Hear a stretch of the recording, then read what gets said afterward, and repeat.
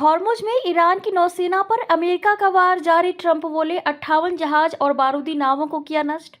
पश्चिम Asia में जारी युद्ध के बीच हॉर्मुज जलडमरू मध्य को लेकर तनाव लगातार बढ़ता जा रहा है।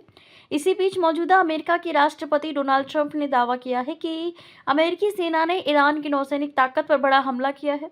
ट्रंप ने कहा कि अमेरिकी कार्यवाही में ईरान के कई जहाज और बारूदी सुरंग बिछाने वाली नावों को नष्ट कर दिया गया है। उनका कहना है कि यह कदम वैश्विक समुद्री व्यापार और तेल आपूर्ति की सुरक्षा के लिए उठाया गया है। ट्रंप ने कहा कि अमेरिका ने ईरान के खिलाफ चलाए जा रहे अभियान के तहत निर्णायक सैन्य कार्रवाई की है। उन्होंने बताया कि ये कार्रवाई ऑपरेशन एपिक फ्यूरी के तहत की जा रही है। ट्रंप के मुताबिक इस अभियान का उद्देश्य ईरान से पैदा हो रहे खतरे को खत्म करना है। उनका दावा है कि अमेरिकी सेना ने कम समय में ही ईरान की कई सैन्य क्षमताओं को गंभीर नुकसान पहुंचाया है। ट्रंप के मुताबिक अमेरिकी सेना को जानकारी मिली थी कि ईरान समुद्र में बारूदी सुरंगें बिछाने की तैयारी कर रहा है। इन सुरंगों का मकसद जहाज़ों को नुकसान पहुंचाना और समुद्री रास्तों को बाधित करना था। उन्होंने कहा कि इसी खतरे को देखते हुए अमेरिकी सेना ने कार्रवाई की। ट्रंप का दावा है कि अमेरिकी हमलों में ईरान के कई माइन बिछाने वाले जहाज और नौसैनिक पोत नष्ट कर दिए गए हैं।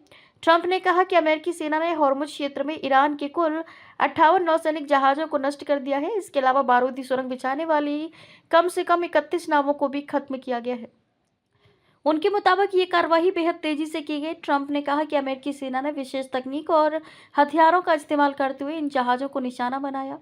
क्या ईरान की सैन्य क्षमता कमजोर हुई? ट्रंप ने दावा कट क्या ईरान की सैन्य क्षमता कमजोर हुई? ट्रंप ने दावा किया कि पिछले 11 दिनों की सैन्य कार्रवाई में ईरान की सैन्य ताकत को बड़ा झटका लगा है। उनके मुताबिक ईरान की वायुसेना लगभग खत्म हो चुकी है और उसके रडार सिस्टम भी नष्ट हो गए हैं। उन्होंने कहा कि ईरान की मिसाइल क्षमता लगभग 90% और ड्रोन क्षमता करीब 85% तक कमजोर हो चुकी है।